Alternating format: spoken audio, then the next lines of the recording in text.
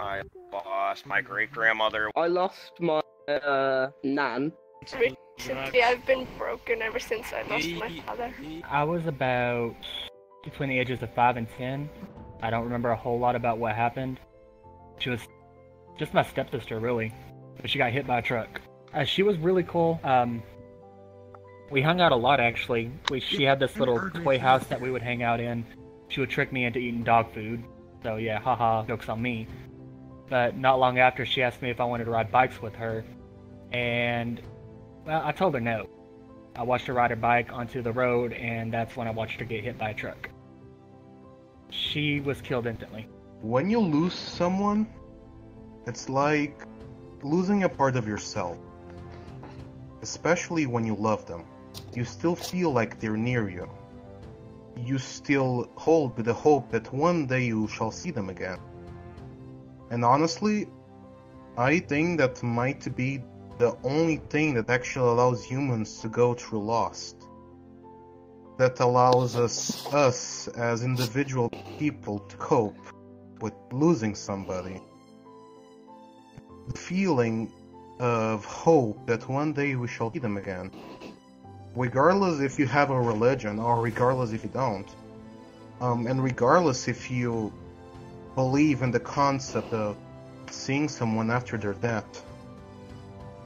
The thing that makes you hope is a thing that makes you alive, and it's possibly the only thing that allows you to go through it.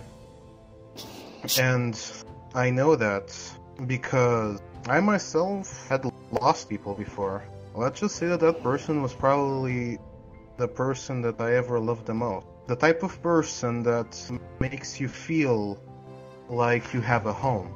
Makes you feel like you're somebody. And even if I lost that person, there's a part of me that still hopes I'll be able to see them again. There's a part of me that hopes that one day I shall be able to touch them again and hug them. Because they are the only thing that in the moment where I met them that give me any type of hope. And honestly, I would have died for them. If I could have gone back and let me being taken instead of them, I would do it without thinking it twice. I used to be an EMT, and I was over at my grandmother's house, and she wasn't feeling well. She just kind of passed out. It was a heart attack, and I recognized it after it happened. And, you know, me and my sister, we called 911, but, you know, she passed right in front of me. And looking back at it, I don't believe I performed CPR correctly, because I was kind of panicking at the time. You know, when you're doing it for someone else who's not close to you, it's easier to go into that robot mode. You're not supposed to stop CPR. Once you start it, you're supposed to continue going nonstop, and I stopped before the ambulance even got there. So, you know, specifically that I didn't do the CPR correctly. I kind of view it as a blessing, though, because she had multiple sclerosis. So she had been confined to a wheelchair for ever since I had known her, you know, since, you know, well before I was even born. I think it was good she finally got, you know, relief. I view it more like, you know, she had family around her when she went. My grandfather came in the room, and, you know, we were all there with her. And that's the what I do to help myself through that, you know. Recently, I've been broken ever since I lost my father. He died. It's been 1 month. He started to get like sick, and so like he went around the world like trying to fix it and everything. And then he came back. He wasn't like the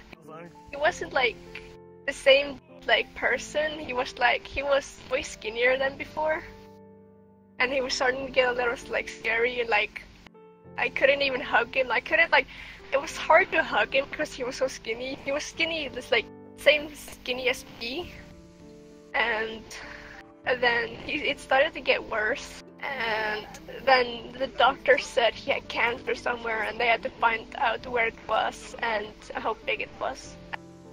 And on Sunday, like 2 days before he passed, we went to visit him.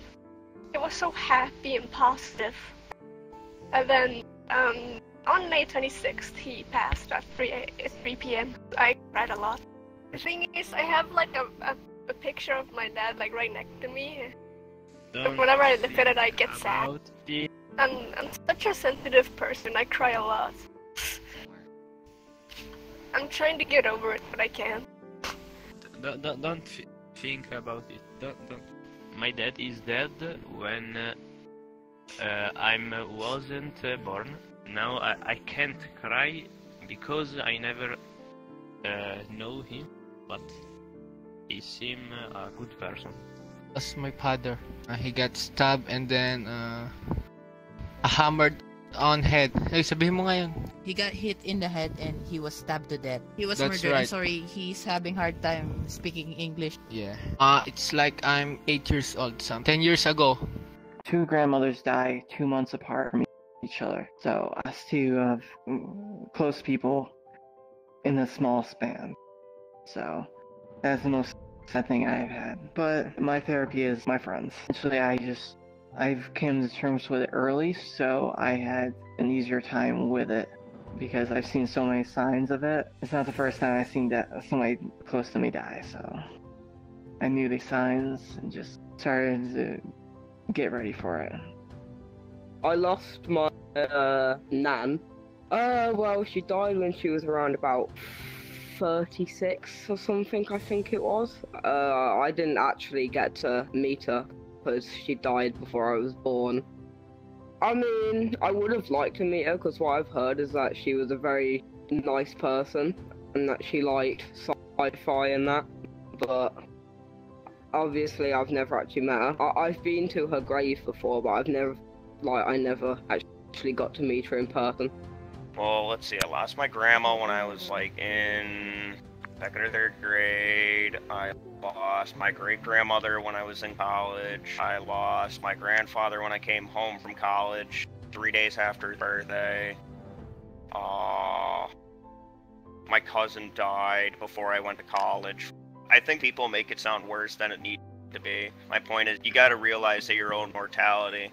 Like, you can't just blindly go through life without realizing everyone has their own mortality. It depends on, well, obviously a few things, genetics, your habits, everything like that, but you need to realize that you will pass at some point. So the best thing to do is to live your life. I'm still sad. I lost one of my cats that I was like cat sitting. She was chubby and she was very lovable and affectionate. Her name was Cutie.